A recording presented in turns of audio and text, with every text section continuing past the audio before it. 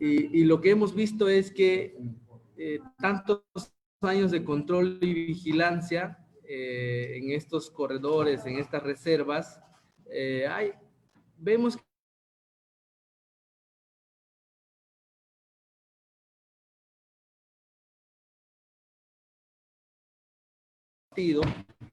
porque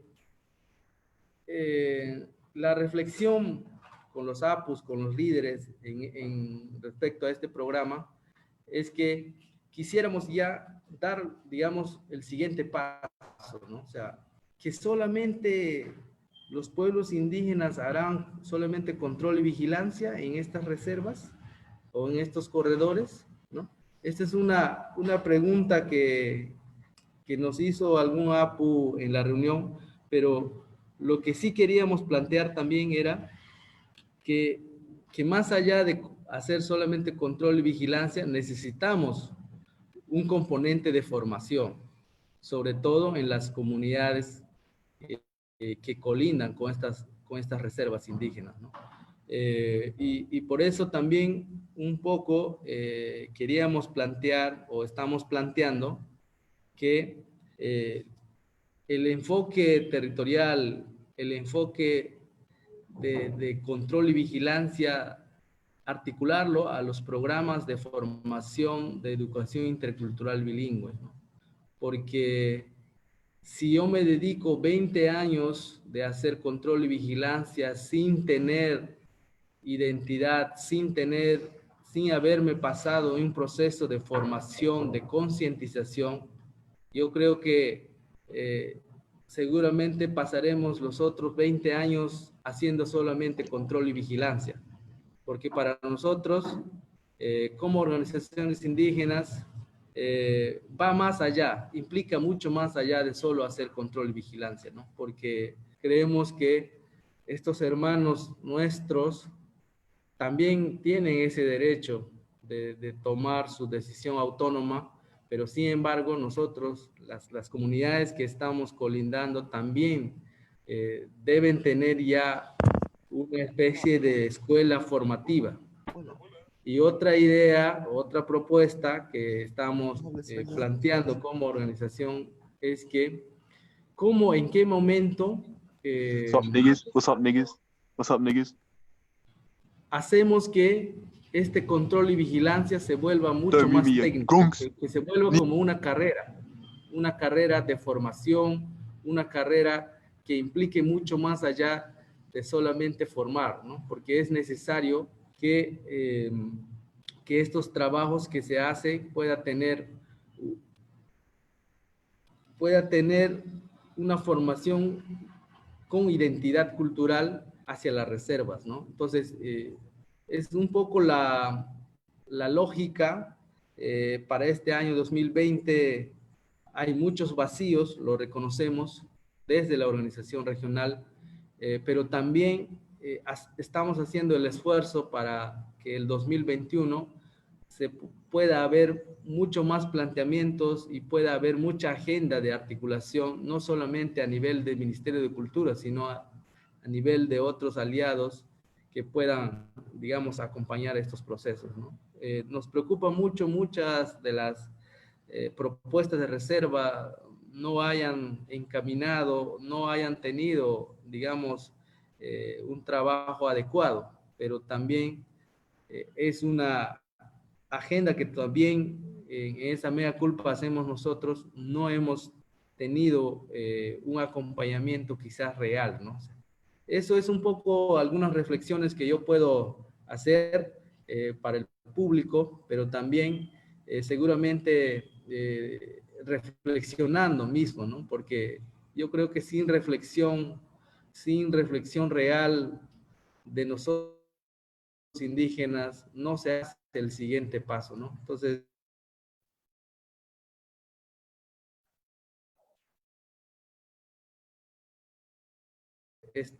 estas palabras, Estimado Hammer, muchas gracias por su participación. Nos disculpamos con usted como también con quienes nos acompañan en esta reunión por el problema que ocurrió hace un momento. Lamentablemente hay personas que se inscriben como, pues como cualquier otra, ¿no? Ponen su nombre, apellido completo y de pronto aquí cambian el nombre cuando entran y generan ese tipo de problemas. Creo que refleja mucho cómo es que este tipo de temas son espinosos para muchas personas que, bueno, lamentablemente tienen una agenda muy nefasta, ¿no? Bueno, para continuar con nuestro programa, por un lapso de 15 minutos le vamos a ceder la palabra al profesor Pedro Grandes, quien va a exponer su presentación sobre la intangibilidad de los territorios de los Piasi como obligación estatal. Es abogado por la Universidad Nacional Mayor de San Marcos, es máster en política jurisdiccional por la Pontificia Universidad Católica del Perú, es candidato a doctor en Derechos Fundamentales por la Universidad de Castilla-La Mancha y es profesor ordinario de la Facultad de Derecho de la Universidad Católica del Perú, como de la Universidad Nacional Mayor de San Marcos. Profesor Pedro, le cedemos la palabra. Muchas gracias. Muchísimas gracias a la organización de DAR que me ha permitido, que me está permitiendo participar de este conversatorio. Yo voy a referirme a una oportunidad que me dio precisamente DAR para hacer un pequeño informe jurídico constitucional sobre el régimen jurídico de intangibilidad de los pueblos Cugapacori, Nahuananti, y la intangibilidad de su territorio. Así que voy a compartir algunas ideas que están en torno a este informe en el tiempo que se me ha concedido. Creo que es un contexto, bueno, siempre ha sido, pero especialmente este contexto creo es propicio sacar a la discusión la problemática de los Piasi, eh, por la permanente vulnerabilidad en la que se encuentran. Y creo que la experiencia de esta reserva en particular que ha logrado en el sistema jurídico y en un contexto complejo, que ha logrado, sin embargo, una intangibilidad integral o absoluta casi de sus territorios, es un buen ejemplo también, creo yo, de defensa de la agenda de los Piazzi, ¿no? Es interesante verlo, creo yo, y la primera idea que quisiera compartir de entrada es mirar la experiencia de los pueblos o de lo que ha logrado las organizaciones para esta intangibilidad territorial, cómo se ha logrado, cómo se ha hecho, ¿no? Porque en la discusión de estos días y en el contexto del debate legislativo para lograr una intangibilidad absoluta de los territorios, lo que se ha visto es lo importante que ha sido esa gesta que yo, la verdad, en detalle no la conozco. Seguramente los actores eh, sociales, los líderes indígenas que están presentes, algunos de ellos conocen de más cerca como testimonio incluso cómo así se logró esa intangibilidad de esos territorios, ¿no? Pero algunos elementos saltan a la vista, ¿no? La metodología a mí me llama la atención porque solamente en el año 2017 la Comisión Interamericana de Derechos Humanos ha logrado estandarizar un protocolo para definir políticas públicas con enfoque basado en derechos humanos. Y en ese documento que se ha difundido en el año 2018 de la Comisión Interamericana sobre políticas públicas con enfoque basado en derechos humanos, se pone énfasis precisamente en la forma de trabajo que tuvo la elaboración de ese decreto supremo del año 2003, es decir, con amplia participación, con mesas multiactor, ¿no? Esa metodología llevó a ese documento y me parece que ese documento expresa más que una normatividad formal, expresa una manera de defender los derechos humanos, especialmente de una población o de un grupo en situación de vulnerabilidad, como es el caso de los Piazzi, ¿no? Así que habría que revisar eso, porque creo yo que en el contexto actual se apuestan todos los huevos, como se dice, ¿no? Popularmente, a una ley formal y tal vez hay que pensar y repensar que más importante que una norma formal, tal vez es el fortalecimiento de la organización y estos espacios de trabajo que el movimiento indígena ha logrado en nuestro país, ¿no? Lo digo porque fíjense ustedes, ese decreto supremo, algunos creyeron que con la ley del año 2006 ya desapareció, pero no es así. Ese decreto supremo tiene sin duda una base social que la respalda y tiene, digamos, una garantía material, como vamos a ver más adelante. ¿De acuerdo? Así que voy a compartir muy rápidamente mis ideas. Eh, Creo que una primera idea que me gustaría, sé que está presente en el movimiento de los, por la lucha por los derechos de los Piasi está presente, pero es bueno remarcarlo, ¿no? Es la obligación estatal de protección de los derechos fundamentales.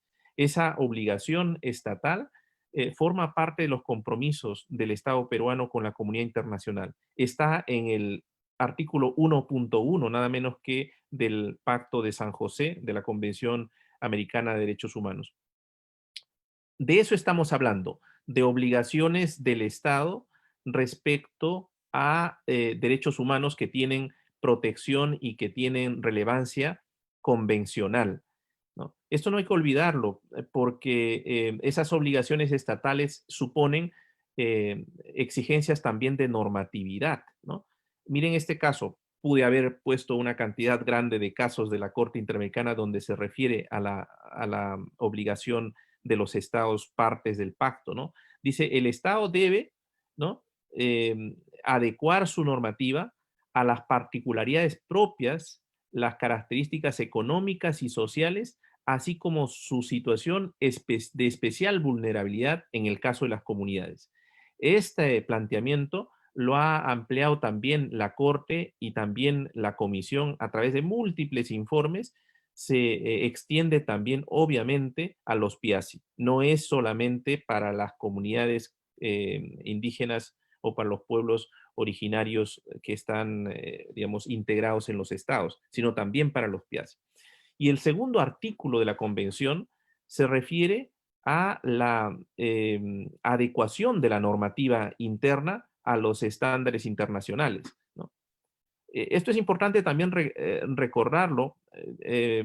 Dice, el Estado debe adoptar en su derecho interno, de conformidad con el artículo 2 de la Convención, las medidas legislativas, administrativas y de cualquier carácter que sean necesarias para crear un mecanismo efectivo de delimitación, demarcación, titulación de la propiedad de los miembros de una comunidad. Este es el caso de la comunidad Mayangna Sumo Aguastigni contra Nicaragua, que ya tiene, fíjense, 20 años prácticamente en la jurisprudencia de la Corte, ¿no? También el deber de demarcación de los territorios de los pueblos originarios está también en abundante jurisprudencia, ¿no? Miren aquí este caso contra Panamá, por ejemplo, donde la Corte condena o lo hace responsable a Panamá por violación de no adoptar estas medidas legislativas internas, ¿no? Por no haber dispuesto a nivel interno, dice, normas que permitan la delimitación, demarcación y titulación de tierras colectivas. Este es un caso muy, muy particular, ¿no? Que tiene un año en el que se incorpora Panamá al pacto, ¿no? De manera que me parece que en el ámbito de las obligaciones internacionales hay que seguir viendo también estrategias de defensa de los pueblos Piasi, ¿no? La segunda premisa conceptual con la que quisiera empezar muy, muy rápidamente esta presentación es, creo, una confusión que hay entre nosotros y que a veces aparece también en el discurso de juristas importantes de nuestro medio, la confusión entre derechos y garantías. En el informe que yo tuve ocasión de trabajar, esta confusión está también en la presentación que yo tuve que hacer respondiendo a un informe de un profesor y amigo conocido en el ámbito local, ¿no? Ahí aparentemente lo que se venía a decir era algo así como que el derecho reconocido a los Piasi respecto de la intangibilidad de su territorio está en normas o actos administrativos, decía este informe. Y como está en normas administrativas, es obvio que al haberse regulado un régimen distinto, es decir, el régimen de la intangibilidad del año 2003, del decreto este que todos ustedes conocen, estaría en una norma de rango administrativo, mientras que el régimen ahora vigente de la ley del año 2006 tendría una jerarquía mayor y en consecuencia habría sido ya derogado, ¿no? Y yo creo que en el informe trato de contraponer un argumento conceptual y luego muchos otros argumentos, pero aquí el argumento conceptual quería compartirlo con ustedes. La confusión es entre derechos y garantías, creo yo. Los derechos de los Piazzi, los derechos básicos, los derechos fundamentales, los derechos humanos de los pueblos originarios están recogidos en documentos internacionales. No solamente el Pacto de San José, también en el convenio 169 de la Organización Internacional del Trabajo, órgano, como sabemos, de Naciones Unidas. De manera que estamos hablando de derechos que tienen reconocimiento convencional, internacional y en consecuencia forman parte también de nuestro bloque, digamos así, de derechos fundamentales conforme a la cuarta disposición final de la Constitución, como sabemos. Esos derechos tienen exigencias.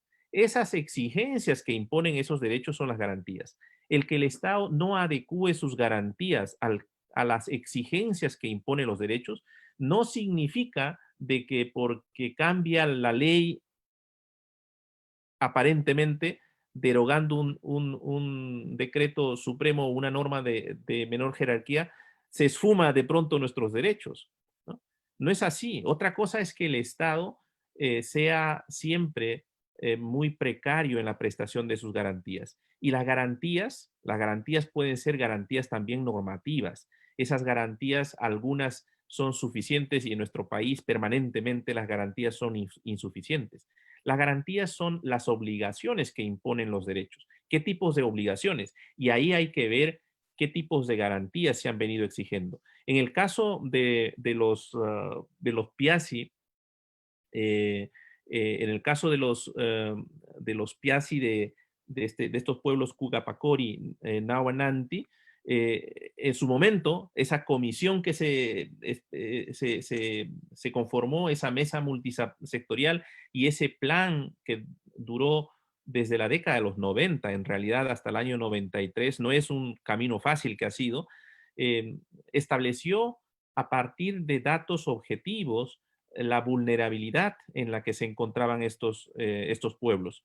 Y por eso emitió esa normativa. Esa normativa era proporcional, necesaria, idónea, ¿no? Como garantía para los derechos de esos pueblos.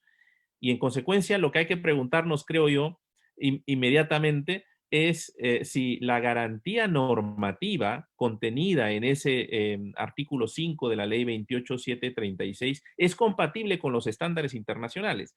Esa es, creo yo, la discusión central. Si en los términos en que viene recogido en la legislación interna, estamos cumpliendo con las exigencias de garantizar derechos que tiene el Estado peruano. Creo que ahí hay que centrar nuestra discusión.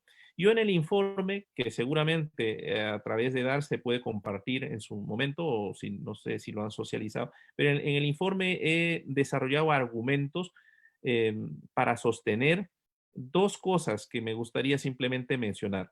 Uno, que entre el régimen de intangibilidad absoluta creada o establecida mediante el Decreto Supremo del año 2013, ese artículo tercero del Decreto Supremo 028, y la ley, ¿no?, que establece una excepción y en consecuencia genera un régimen aparentemente excepcional para los territorios de los Piazzi, no existe incompatibilidad, no existe una antinomia. Yo lo que he sostenido es que existen regímenes diferenciados de protección, ¿no? Y además he sostenido también que el artículo tercero o el Decreto Supremo 028-2003 está vigente en nuestro sistema jurídico. Y está vigente porque la propia ley 28736 tiene una disposición final que dice que durante el proceso de adecuación, las condiciones de las reservas anteriores se mantienen. Es decir, que el proceso de adecuación incluso en el marco de la legislación no toca o no deberá tocar la intangibilidad de los territorios de los pueblos Cugapacori, Nahuananti, ¿no? Los estándares de protección que se han revisado en ese informe no me voy a detener por cuestiones de tiempo, pero son respeto al principio de no contacto y el derecho de libre determinación, que tiene amplio desarrollo en el sistema interamericano, el respeto al principio pro persona y el derecho a la consulta libre e informada, y ahí habría que discutir incluso la propia ley del año 2006 que se dio cuando ya estaba vigente el convenio 169 en nuestro país, ¿no? El respeto por los derechos al territorio y el acceso a los recursos naturales tan importante. Este derecho tiene un desarrollo muy interesante a partir del artículo 21 de la Convención. Tal vez esta es una de las contribuciones mayores en la interpretación de la Corte Interamericana para los pueblos indígenas, ¿no? ¿Por qué? Porque ha sabido la Corte darle un contenido de conformidad con la comprensión cultural de parte de las comunidades al concepto de propiedad, ¿no? La propiedad, dice la Corte, en el ámbito de una comunidad no es la de pertenencia, no es patrimonial, es más bien espiritual. Y en el caso Saramaca, incluso llega a decir la Corte de que la propiedad es territorio y que el territorio tiene una extensión sin linderos específicos, ¿no? O sea, digamos que no es un espacio cercado como normalmente es nuestro concepto de propiedad más occidentalizada, ¿no? El estándar 4 es el respeto y derecho a la salud y la vida. Sin duda, aquí hay interdependencias, ¿no?, entre derechos fundamentales, porque el derecho al territorio es fundamental para la vida y la salud. Y obviamente el derecho o la exigencia de no contacto tiene que ver también con la garantía del derecho a la vida de estas comunidades o estos grupos, ¿no? El estándar 5 dice exigencia de otorgar una especial protección por parte del Estado. Creo que esto es lo que tiene que entenderse también, ¿no? ¿Por qué una legislación específica de intangibilidad absoluta en estos supuestos? Creo que voy terminando, Carlos, ¿verdad? Sí, sí, gracias, Sí, profesor. sí. Solamente yo me detengo en las conclusiones, ¿no? Las conclusiones a las que llegué en esa ocasión son: no existe una contradicción o conflicto normativo entre este artículo 028, que crea un régimen jurídico de integridad territorial o intangibilidad absoluta a favor de los Piasi, ¿no?, y el artículo 5 de la ley. Al contrario, hay la necesidad de armonizar el régimen de protección específico de los Piasi de la ribera de los pueblos que he mencionado, con el régimen general que establece la ley. En la ley hay un régimen general y hay un régimen excepcional. El problema es ese régimen excepcional. Mientras la ley otorga una protección general y abstracta, el Estado peruano ha otorgado incluso con antelación a la misma ley, una protección más estricta atendiendo a la especial situación de los Piasi. De tal manera que el Estado ha asegurado a estos pueblos una garantía óptima que debe prevalecer y mantenerse en la medida que responde adecuadamente al riesgo en que se encuentra. Y luego que resulta indispensable que esa garantía específica de intangibilidad absoluta se mantenga durante el proceso de adecuación. En el informe se discute también si ese régimen excepcional es compatible con los estándares internacionales de derechos humanos. La conclusión a la que se llega es que mientras no se defina de manera objetiva y con garantías que respondan a los estándares del sistema interamericano, el concepto utilidad pública o necesidad pública, ese artículo 5 de la ley 28.736 supone un riesgo latente para los derechos de los Piasi. Y nuestra recomendación es que el Estado no lo pueda invocar todavía, porque esas garantías no se encuentran disponibles en la legislación interna. Eso sería lo que yo podría compartir y les agradezco mucho su atención.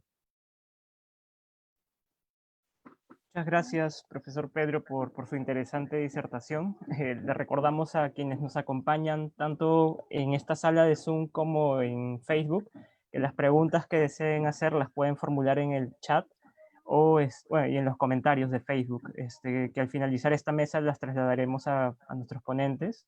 Bueno, a continuación, para cerrar esta mesa que tiene un enfoque más jurídico, le cedo la palabra al profesor Henry Carhuatocto, quien va a exponer sobre el derecho a la libre autodeterminación y la intangibilidad de los territorios de los pueblos indígenas en aislamiento. Henry Carhuatocto es presidente del Instituto de Defensa Legal del Ambiente y el Desarrollo Sostenible, ICLAX Perú, abogado por la Universidad Nacional Mayor de San Marcos, doctor en Derecho y Ciencias Políticas, magíster en Derecho Civil y Comercial, y magíster en Derecho Constitucional y Derechos Humanos, grados académicos obtenidos también por la Universidad Nacional Mayor de San Marcos. Profesor Henry, le cedo la palabra por 15 minutos.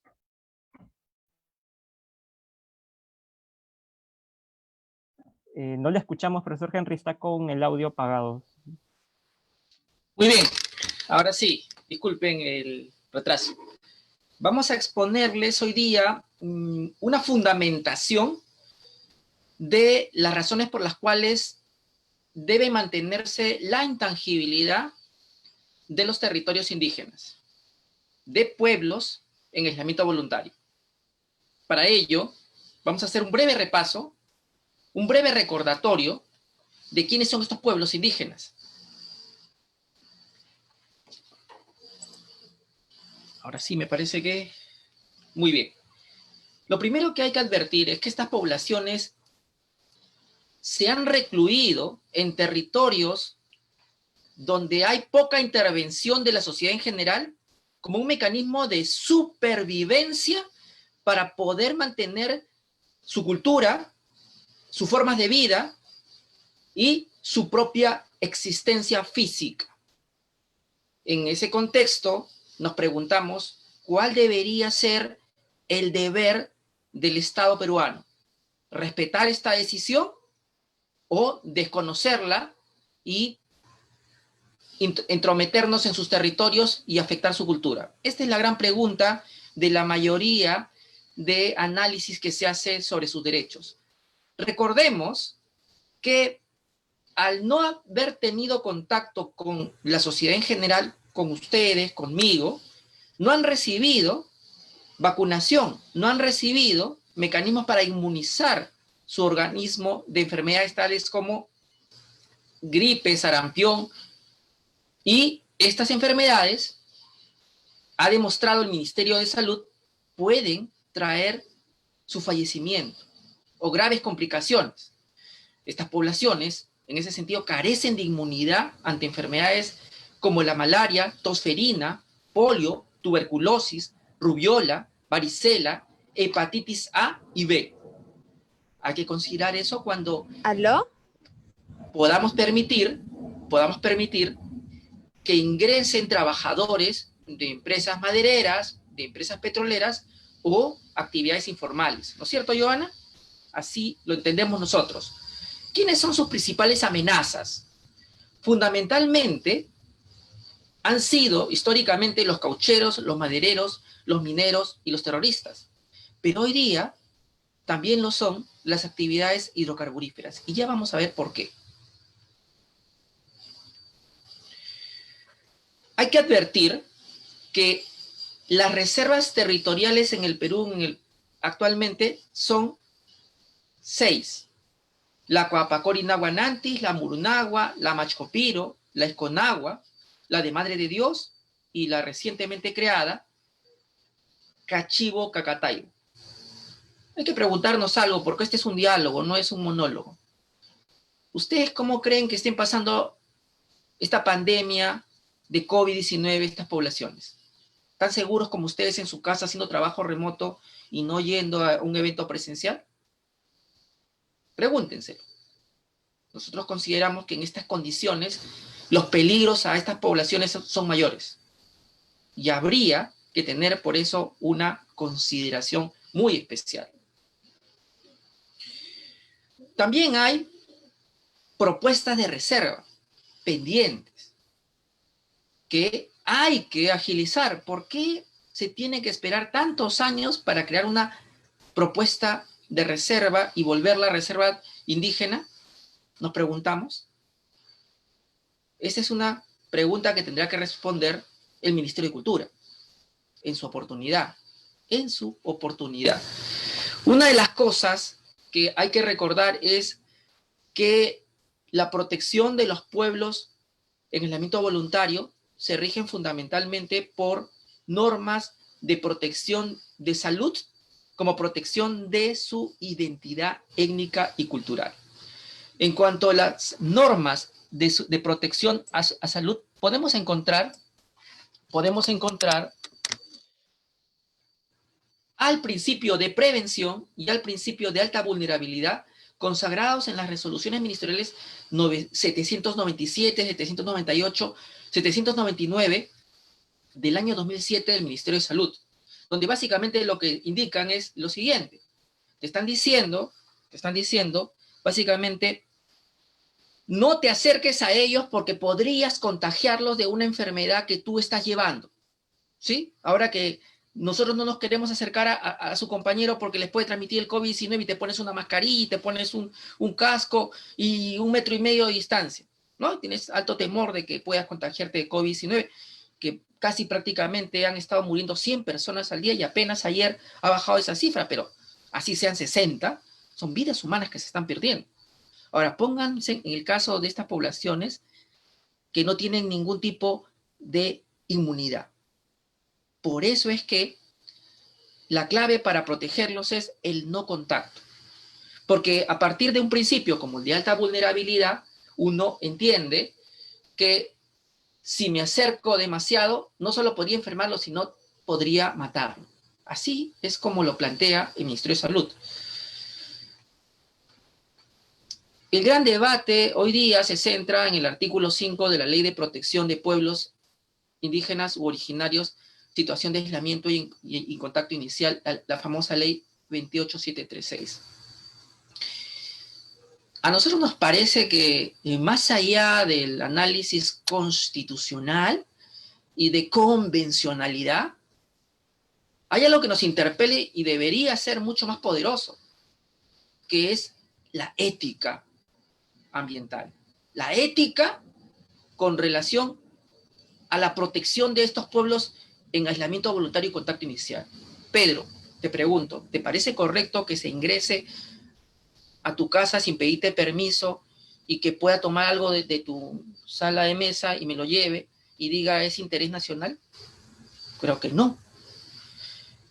Bueno, ahora el asunto se complica cuando de los que estamos hablando son poblaciones que no tienen inmunidad, que son altamente vulnerables, que su cultura está en peligro y que aproximadamente a nivel de todo Perú, de acuerdo al Ministerio de Cultura, son 7,000 personas las que tienen esta condición. Son poquitos, son muy pocos.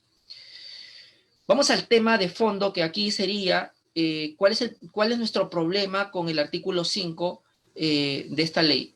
Fundamentalmente es que relativiza la intangibilidad de los territorios de estas poblaciones indígenas al permitir que bajo determinadas condiciones podamos ingresar a sus territorios, como por ejemplo adoptar medidas adecuadas para poder trabajar en un proyecto de inversión como podría ser la actividad minera o hidrocarburífera o eléctrica, ¿sí?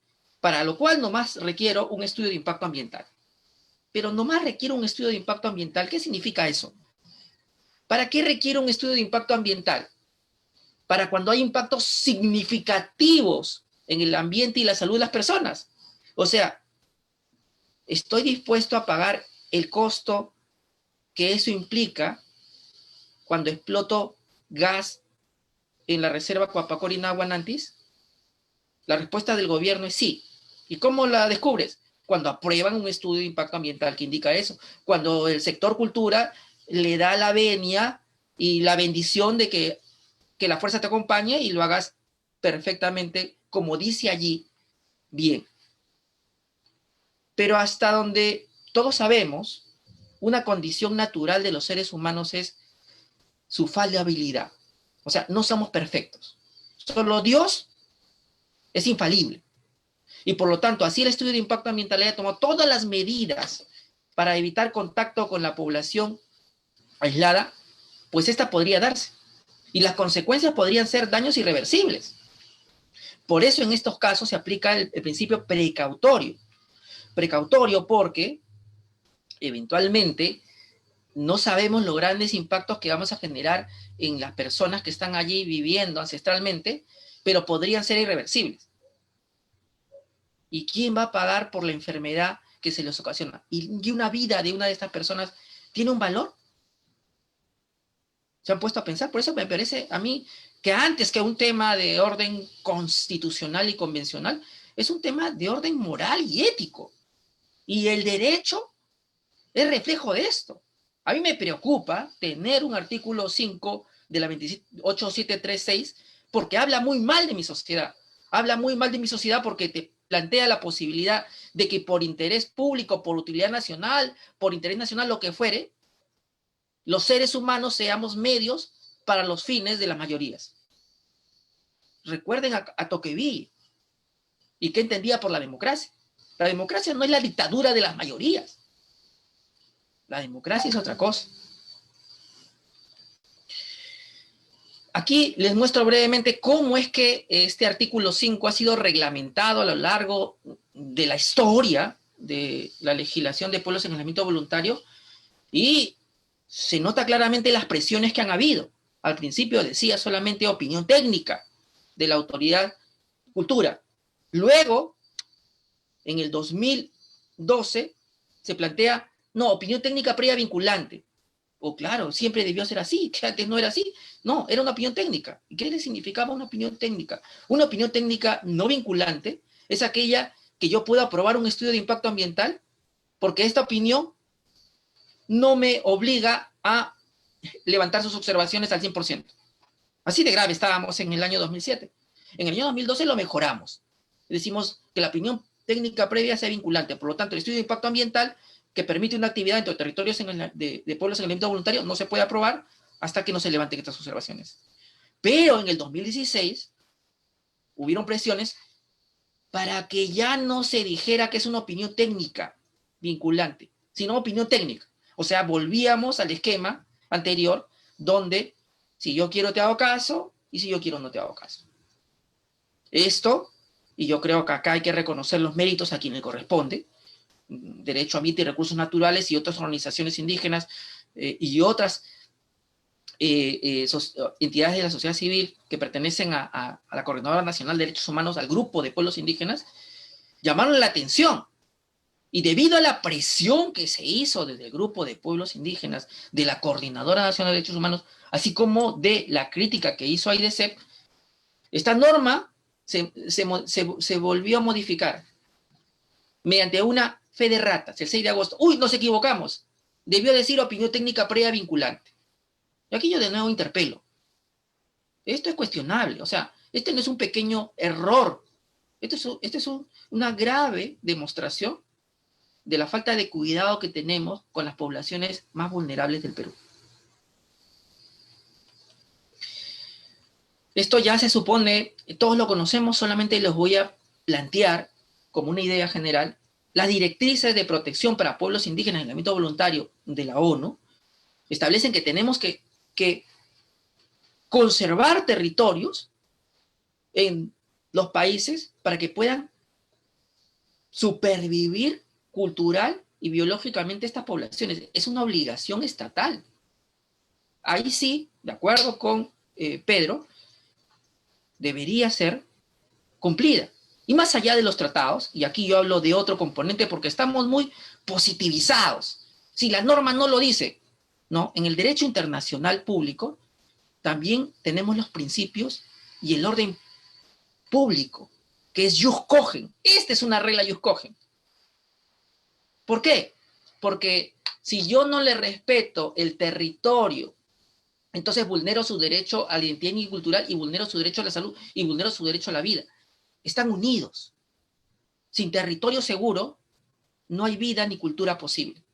Eso nos jugamos. Eso nos jugamos. El Ministerio de Cultura, en los últimos años, en sus resoluciones ministeriales 240-2015 MC y la resolución ministerial 451-2020-MINSA, ha vuelto a reiterar no solamente el principio de prevención y el de vulnerabilidad, sino el principio de no contacto, ¿sí? De no contacto.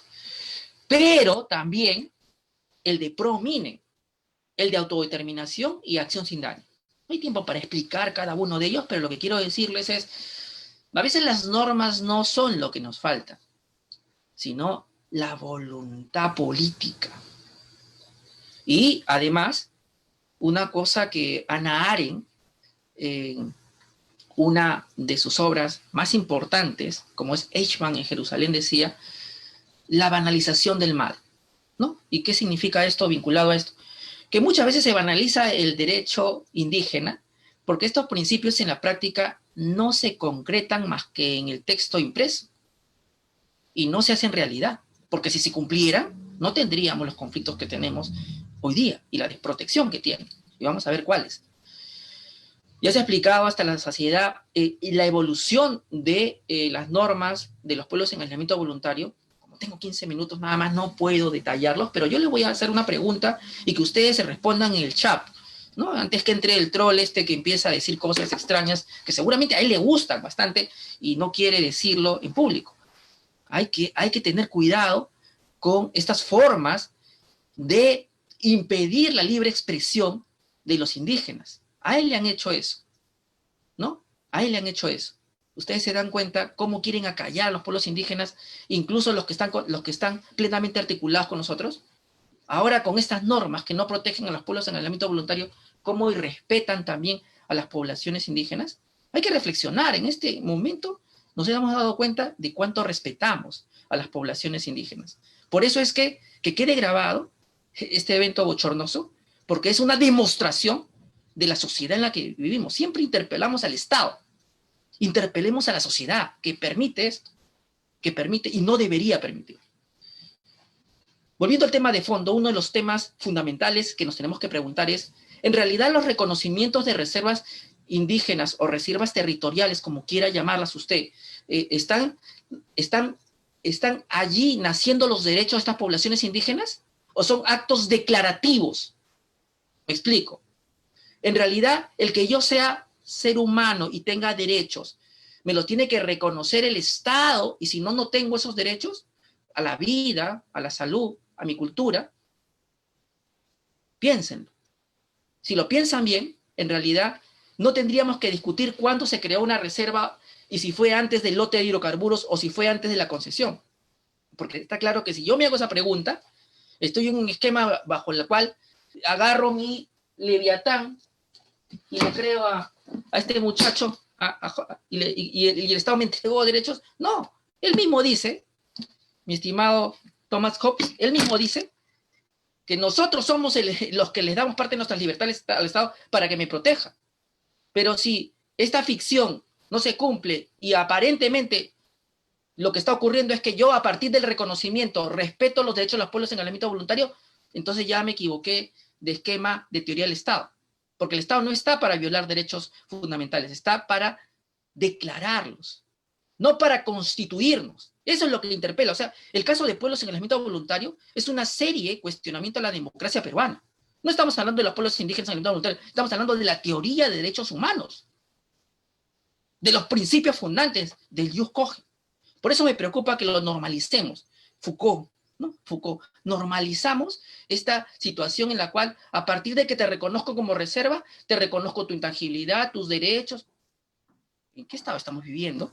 ¿En qué estado estamos viviendo? Hay que preguntarnos eso. Yo no voy a, le queda ya un no voy minuto, a por favor. insistir, ya estamos sobre la hora. Solamente hay que decir algo último. Ya lo he dicho todo, Pedro, sobre la Coapacori. Solamente voy a darles una primicia, ya que hay un troll por ahí andando. Este va dedicado para ti, troll. Actualmente tenemos a la reserva Coapacori Nahuanantis en pantalla. Este es un informe de la propia empresa Pluspetrol, donde me dice que está trabajando dentro de la reserva Coapacori Nahuanantis en San Martín 3, ahí está el pozo, en Cachillari 1 y en Cachillari 3.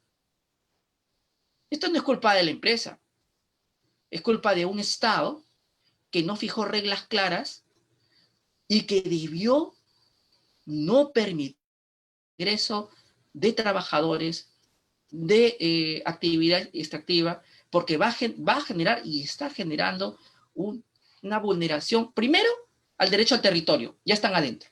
Segundo, a su derecho a la salud. Tercero, el derecho a la vida. Muy bien, pero ¿qué más? ¿Qué más? ¿Y la empresa no tiene ningún derecho? Y aquí vamos al cierre. Los principios rectores de empresas y derechos humanos hablan de diligencia en el respeto de los derechos humanos de las empresas. Así que si por un lado tenemos al Estado que no asegura los derechos a la intangibilidad, el derecho a la vida, el derecho a la salud, por otra parte tenemos una empresa que no se puede hacer la vista gorda y decir, el contrato me lo permite y yo puedo ingresar, porque está obligada. Y aquí con esto concluyo. Los principios rectores de empresas y derechos humanos son jus cogens, son principios que se deben cumplir. Y es lamentable que en el Perú ninguna empresa lo tome en serio. Hay que hacer un esfuerzo desde el Ministerio de Justicia más serio, y no solamente declarativo, para exigir que al menos nuestras empresas públicas, como Petroperú, cumplan con su obligación. Y no solamente se quede otra vez en un Plan Nacional de Derechos Humanos, otra vez firmé la declaración, no queremos que se cumpla. No hay que normalizar esto de, para la foto, estoy cumpliendo con el cambio climático, cumpliendo con los derechos humanos, pero en la realidad no es así. Entonces yo creo, y cierro con esto, Carlos, que tenemos un Estado constitucional y democrático porque podemos decir estas cosas y porque siempre, todos los días, podemos cambiar y mejorar el estado de la cuestión. Todas estas críticas no son para evitar una inversión en el país, sino para tener una inversión con salvaguardas socioambientales. Escúchenlo bien. Inversión sí, pero con respeto a los derechos humanos de las poblaciones en aislamiento voluntario. Lo que implica en este caso no trabajar en sus territorios ancestrales para cuidarlos como usted se cuida en casa de COVID-19. Muchas gracias. Muchas gracias, estimado Henry. Continuando con el programa, y bueno, dado que nos hemos ajustado un poco en el tiempo, a continuación voy a leer dos preguntas para esta primera mesa y agradeceré que los ponentes puedan en 2 minutos sintetizar su respuesta para luego ya dar pase a la siguiente mesa. La primera es para Hammer López. Se refiere a ¿cuál cree usted que son los pasos necesarios para poder reactivar esta plataforma de organizaciones indígenas para la protección de los piasi? Y la segunda pregunta va tanto para el profesor Pedro Grandes como para el profesor Henry Carhuatocto, y se refiere a si considera usted que si se fijan los contenidos del concepto de necesidad pública para autorizar actividades extractivas dentro de reservas indígenas, ¿sería posible desarrollar este tipo de actividades? O sea, la pregunta es si, por ejemplo, se fijan cuáles son los procedimientos, qué contenidos tiene que tener el concepto de necesidad pública, ya entonces se permitiría esta posibilidad de hacer actividades extractivas en las reservas indígenas, o aun cuando exista esto, partimos por un criterio de intangibilidad que no admite ninguna excepción. Esas son las dos preguntas. No sé si, estimado Hammer, podríamos empezar contigo y luego continuamos en el orden de las ponencias. 2 minutos, por favor.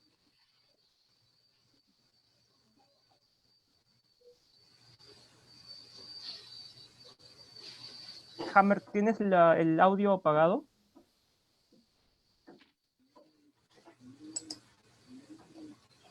Ah, no, hay problemas de audio. No sé, entonces tal vez con el profesor Pedro o con el profesor Henry Carhuatocto podríamos iniciar. No sé. Pedro, le cedo la palabra a Pedro y luego yo. Ok. Gracias, gracias Henry. A ver, es probable que aquí yo tenga alguna idea no cerrada y seguramente con menos conocimiento en la materia que el profesor Carhuatocto, pero me atrevo a plantearla de todos modos. Yo sí creo que las cuestiones absolutas son incompatibles con la vida humana, ¿no? Y eso lo vemos todos los días con nuestros derechos más básicos, ¿no? No hay derechos absolutos en un Estado democrático y el Estado tiene que mantener la posibilidad de adecuar los contenidos de los derechos a las necesidades de la convivencia, ¿no?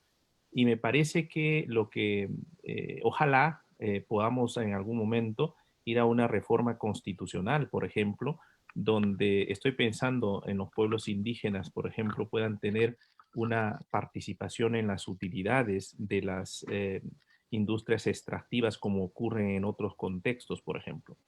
Y entonces yo creo que el problema es de un modelo de desarrollo económico y de extractivismo en el que hay saqueo, usando la expresión de Hugo Matei, ¿no? Lo que hay es saqueo y absoluta exclusión y absoluto maltrato a las comunidades originarias que siempre han vivido en esos territorios, ¿no?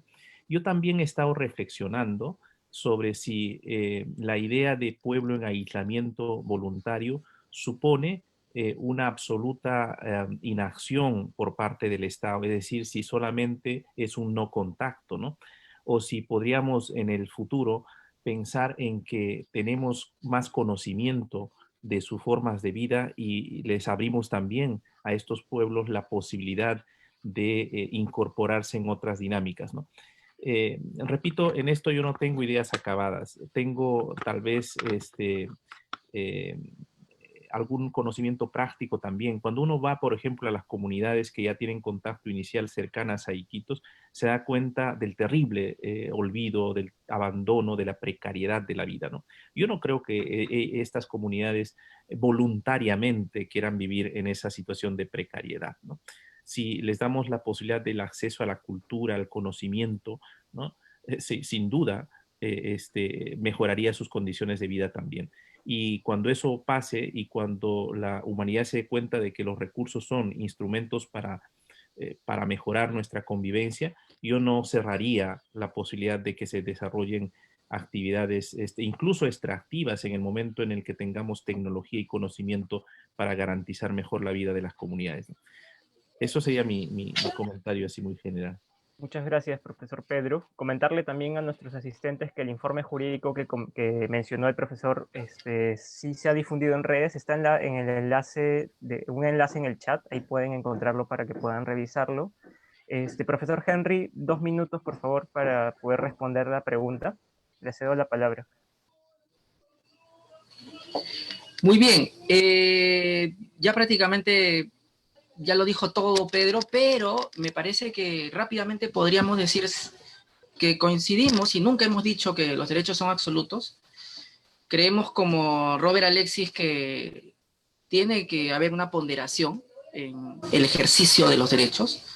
Sin embargo, por ese mismo principio de proporcionalidad o ponderación, la realización de actividades económicas en ámbitos de territorios en pueblos indígenas en el ámbito voluntario sería contraproducente porque vaciarías de contenido el principio de libre autodeterminación que implica básicamente vivir sin contacto. Claro, el profesor Pedro está preocupado porque, ¿y los servicios básicos que brinda el Estado peruano? Bueno, es que está previsto en las normas de salud que pueden ingresar para atenciones de salud puntuales. Y también está en debate, y yo creo que ese es el otro gran debate, este tema. ¿Qué entiendo por desarrollo? Porque claro, si entiendo por desarrollo una matriz energética basada en hidrocarburos, pues sigamos depredando los bosques y quedándonos sin estos valiosos recursos forestales y de diversidad biológica. Pero si apostamos a una energía renovable, a otro tipo de desarrollo que sea más armonizado con el ambiente y más de armonía con las medidas de adaptación y mitigación del cambio climático, pues las reservas indígenas cumplirían otro rol que no lo están visualizando, que es permitir la captación de carbono, permitir funciones ecológicas. O sea, todo se reduce a nuestros derechos. El enfoque de todo lo que estamos hablando es antropocéntrico, pero no pensamos que también hay un enfoque biocéntrico, ecocéntrico, que la naturaleza también tiene que cumplir sus funciones y que de no hacerlo tenemos hoy día la actual pandemia. La actual pandemia en parte se produce porque estamos acabando con bosques y los virus, las bacterias que antes tenían un huésped natural, ya no lo tienen y adivinan a quién saltan y adivinen dónde están ahora. Bueno, ese es el impacto que generamos y no nos damos cuenta. Los estudios de impacto ambientales no pueden controlarlo todo. Conclusión, me parece que si pudiera haber una actividad hidrocarburífera, por ejemplo, en el lote 88, que pudiera no atravesar el territorio de los pueblos en aislamiento voluntario, como por ejemplo una operación offshore por abajo del territorio que ocupan ellos, pues es posible. Esa sería una forma de armonizarlo. Pero ¿eso qué implica? Inversión. ¿Estamos dispuestos a invertir? Esa es la pregunta. ¿O queremos un gas barato y a costo social alto? Esa es la pregunta. Gracias.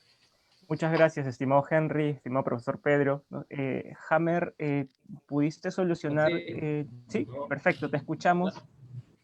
Ahora sí, muchas gracias, Carlos, por la pregunta del público. Básicamente hay en estos, digamos, en estos momentos se ha hecho bastante análisis respecto al tema de intangibilidad, pero sin embargo, por ejemplo, estos temas quisiéramos tocar también desde la plataforma Piazzi regional, ¿no? No es por ejemplo, en estos tiempos de inactividad, ¿no? Que era un poco dirigido la pregunta, ¿no? Lo que pasa es que sí, hay tantas mesas técnicas creadas por las organizaciones con, digamos, con los gobiernos o con el Estado, con los gobiernos locales, regionales. Pero sin embargo, digamos, ahorita no vemos un compromiso real, ¿no? De agendar un compromiso, seguramente no lo va a hacer. Una mesa técnica Piazzi no va a ser una agenda regional, ¿no? Entonces, al no darse prioridad, al no ser una especie de prioridad para los gobiernos locales o para los gobiernos regionales, esta mesa siempre va a seguir siendo una mesa, ¿no? Y sin la articulación, que hoy día, nuevamente repito, que es un rol también desde el MINCUR, no hay, ¿no? Entonces, cuando dice, ¿qué falta? Creo que faltan, digamos, estos actores sentar y convocar, pero necesitamos una mesa Piazzi integral, que no solamente esté organizaciones indígenas, Ministerio de Cultura, Gobierno Regional, sino que esté casi, digamos, otros ministerios participando activamente en esta mesa, ¿no? Muchas gracias. Perfecto, estimado Hammer. Muchas gracias a los ponentes de esta primera mesa. Reiteramos nuestro agradecimiento por su tiempo y aportes para la discusión. Bueno, entonces doy pase a la segunda mesa, al segundo panel, que está integrado por la investigadora Frederica Barclay y la especialista en políticas Piazzi, Ángela Arriola. Vamos a iniciar con la ponencia de Frederica Barclay, quien cuenta con un doctorado en Historia por la Universidad de Barcelona, España, una maestría en el London School of Economics and Political Science, y es antropóloga por la Universidad Católica del Perú. Es autora de distintos libros y artículos, entre los que destaca el escrito en coautoría con Pedro García Hierro titulado La batalla por los Nanti, intereses y discursos superpuestos a favor de la extinción de la Reserva Territorial Cuapacori, Nahua Nanti y otros. Estimada Frederica, le cedemos la palabra por un lapso de 15 minutos. Ok, gracias Carlos. Bueno, agradezco a los organizadores del seminario esta posibilidad de participar y en este contexto presentar un análisis, unas ideas, una información desde un enfoque no jurídico. No voy a entrar a la cuestión de la importancia de mantener la intangibilidad, porque creo que ya se ha sustentado ampliamente el asunto. De arranque tengo que decir que no soy un especialista en pueblos en aislamiento, como si lo son algunos colegas que trabajan sistemáticamente sobre el tema. Mi vínculo con este asunto tiene origen en mi participación en el estudio al que se ha hecho referencia del Ministerio de Salud sobre la situación de los Nanti, que se realizó a solicitud de AIDESEP en el 2003, cuando esta organización nacional y el Comaru llamaron la atención al Ministerio sobre noticias de muertes en esta reserva. Tuvimos la suerte de coincidir en esa oportunidad, en el 2003, el equipo de MINSA y yo, con una estadía en Montetoni, en el asentamiento Montetoni de la reserva, por parte de dos estudiosos del idioma y la situación de los Nanti, que habían trabado una ya larga amistad con Mixero, el líder de la localidad de Montetoni. Entonces, con ayuda de Mixero y con la traducción de ellos, pudimos avanzar en entender un poco mejor la situación. Quiero decir que fue Mixero quien lideró a su gente frente a la situación de contacto no anticipada por ellos, no buscada por ellos, y fue a través de estas conversaciones que pudimos acercarnos un poco a su percepción de la experiencia de contacto, y sobre todo admirar la dignidad como persona que tenía este líder. Además, con la ayuda de estos investigadores, que son Christine Bayer y Lev Michael, tuvimos acceso a censos exhaustivos, a genealogías, así como entrevistas con las familias para determinar las rutas de los brotes epidémicos que los Nanti informaban eran frecuentes y que causaban muertes. Y fue gracias a esta coincidencia que pudimos hacer lo que creo yo es un informe relevante.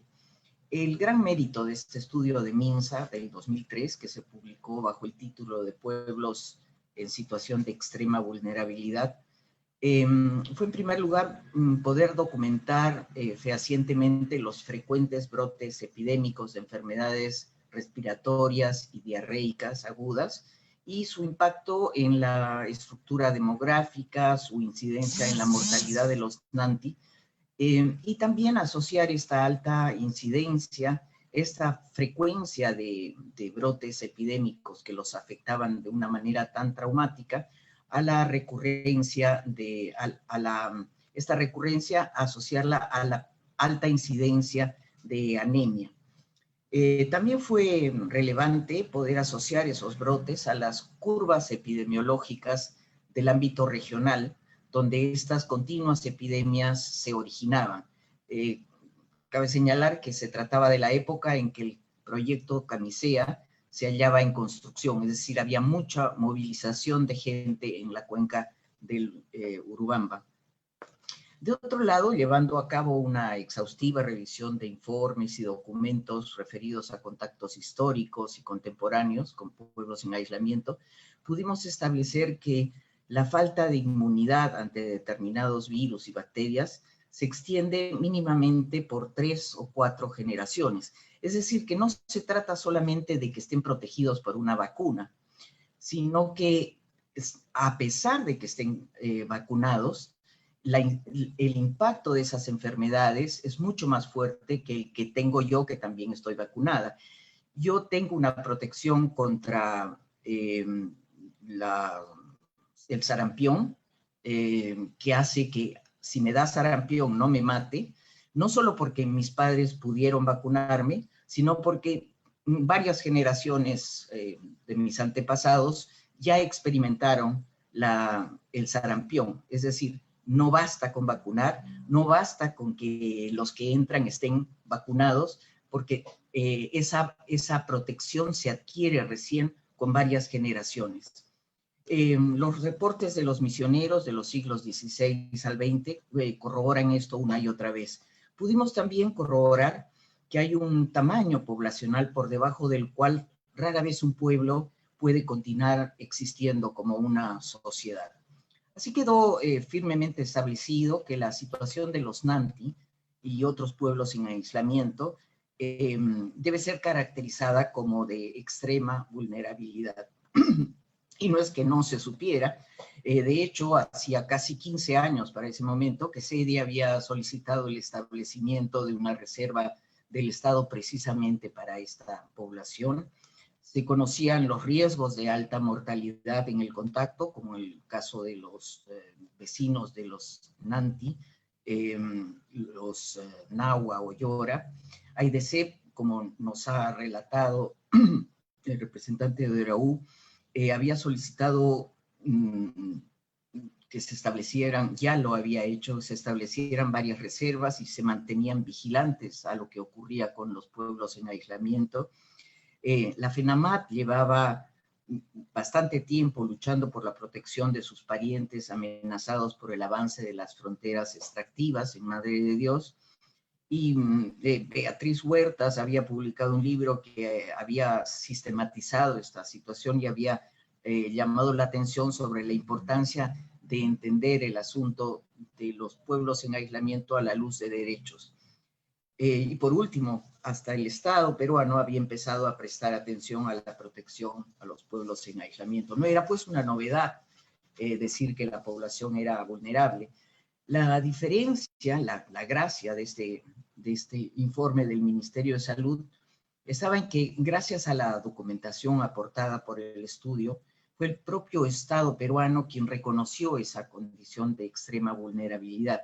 Y eso tiene una importancia muy grande, yo creo que fundamental, porque después de ello el Estado no puede ya atribuir al desconocimiento los impactos en estas poblaciones que puedan provocar la implementación de leyes, políticas, proyectos sobre los que tiene una capacidad de decisión.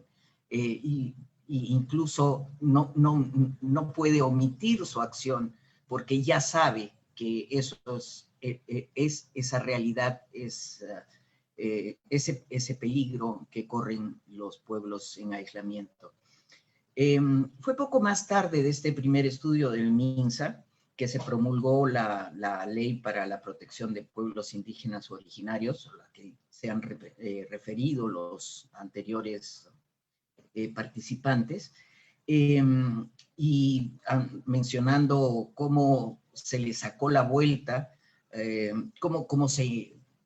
A ver, la reserva se creó en 1990, y cuando se creó el lote 88, se introdujo mano militar y esto de la necesidad pública que luego la ley, el reglamento legalizan para justificar el que las actividades petroleras se realicen en superposición con una reserva para pueblos en aislamiento. Es una caída de estándares tremenda la que representa estas normas. La cuestión de la intangibilidad y el impacto de actividades extractivas como el de las actividades de hidrocarburos sobre pueblos en aislamiento y contacto inicial, se volvió a poner de manifiesto cuando la empresa que opera el lote 88 solicitó la autorización para ampliar el área de sus operaciones, es decir, ya estaban ahí y pedían más.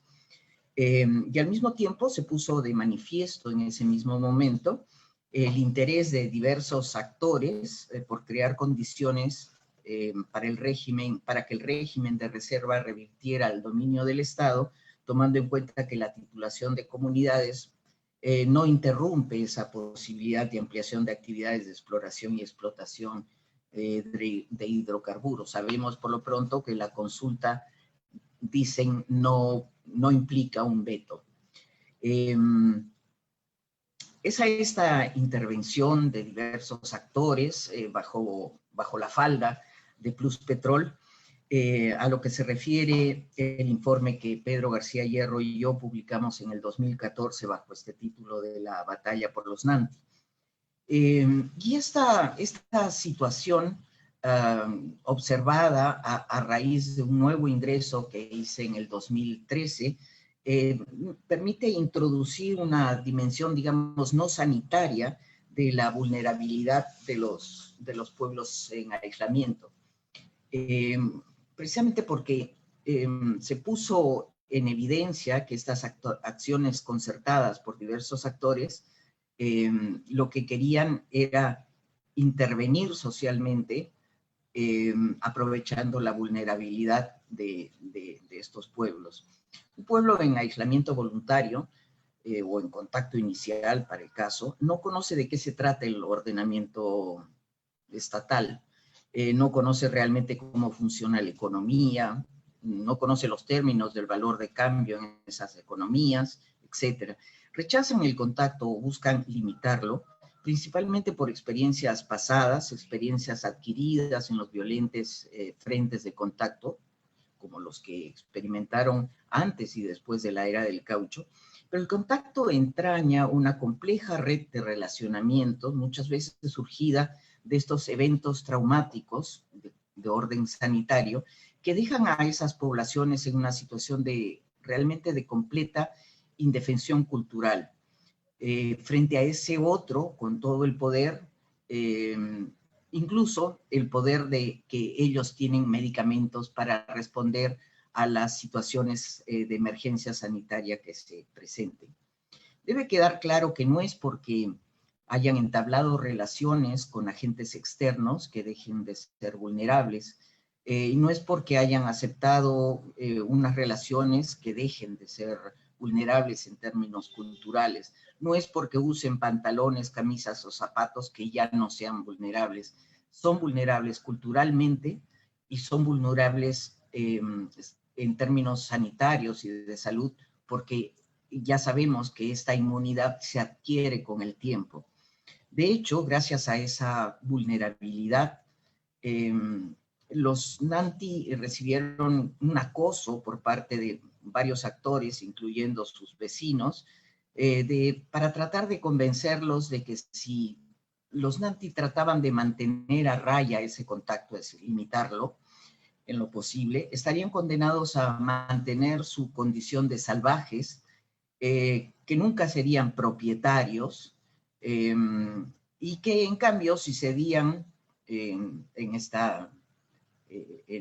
a esta tentación, podrían ser tratados como civilizados, lo que significa que podrían, por ejemplo, vender sus árboles por una miseria, vender grandes canoas de cedro por el valor de un colchón de espuma, es decir, un negocio redondo que a su vez le daba facilidades a la empresa para poder operar en este territorio ampliado. Y vuelvo a Mixero, este líder de Montetoni, para explicar su rol. Y gracias a su amistad con Christine Bayer y Lev Michael, Mixero había adquirido unas ciertas nociones del mundo de afuera, de los intereses existentes sobre su territorio, sobre el ordenamiento legal, y había empleado también esto para negociar desde su poco poder, ese poder frente a la petrolera, que le daba su condición de aislado, porque la petrolera sabía que ese era un frente muy sensible, donde era observado local e internacionalmente, y desde esta marcada noción de dignidad, Mixero había defendido este contacto controlado y este derecho a la autonomía. Sabía que tenía que ganar tiempo hasta entender mejor el mundo de afuera que los acechaba. Mixero murió en el 2010, en unas circunstancias no muy bien aclaradas. El diagnóstico dado a conocer decía que murió después de una operación a la vesícula que le practicaron en Lima, pero a lo que quiero ir es que a su muerte se creó un vacío de poder y una sensación de orfandad en estos asentamientos Nanti, que tenían un contacto limitado, y este vacío pretendió ser llenado por la misión franciscana de Dominica de Quiriguetti, que ya había colocado un maestro en el asentamiento. La misión impulsó a partir de ahí a toda máquina los planes civilizatorios, y en paralelo el recién constituido Viceministerio de Interculturalidad denegó a partir de entonces todo permiso a Bayer y a Michael para poder entrar a la reserva, es decir, para dejarlos para hacerlos más vulnerables culturalmente. Sucede que, entre tanto, habían empezado a madurar los planes de Pluspetrol de ampliar el área de operación dentro del territorio de la reserva, y algo más allá se estaba prestando atención a este enigmático lote Fiscarral. Y digo enigmático porque aparece y desaparece de los planes según aumente la conciencia de su impacto sobre los pueblos en aislamiento y sobre el propio Parque Nacional del Manu. Bajo este plan de volverlos ciudadanos con libreta electoral, de animarlos a decir que ellos no eran Nanti, un pueblo que mantenía su autonomía, sino que eran simplemente Machiguenga, los Nanti dejaron de defender su autonomía. empezaron a hablar de títulos comunales sin tener noción alguna de sus implicancias en términos de seguridad y garantía territorial, y en poco tiempo habían entrado a ser focalizados como pobres extremos. No sé si ustedes recuerdan la imagen del presidente, bueno, de algún presidente que entró con pañales, de estos pañales para los niños Nanti y cunas para los niños Nanti, porque eran extremadamente pobres. Sus jóvenes habían empezado a trabajar de peones en comunidades de la zona de impacto directa del proyecto Camisea y como peones de la propia empresa gasífera y de sus contratistas. En el 2013, cuando volvimos con el Ministerio de Salud a los asentamientos Nanti del Alto Camisea, los brotes epidémicos seguían siendo extremadamente frecuentes y causaban muertes en niños y adultos.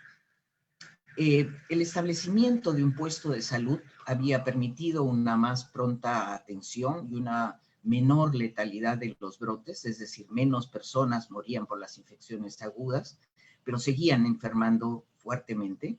En cambio, la anemia había pasado a ser un problema serísimo en niños y gestantes.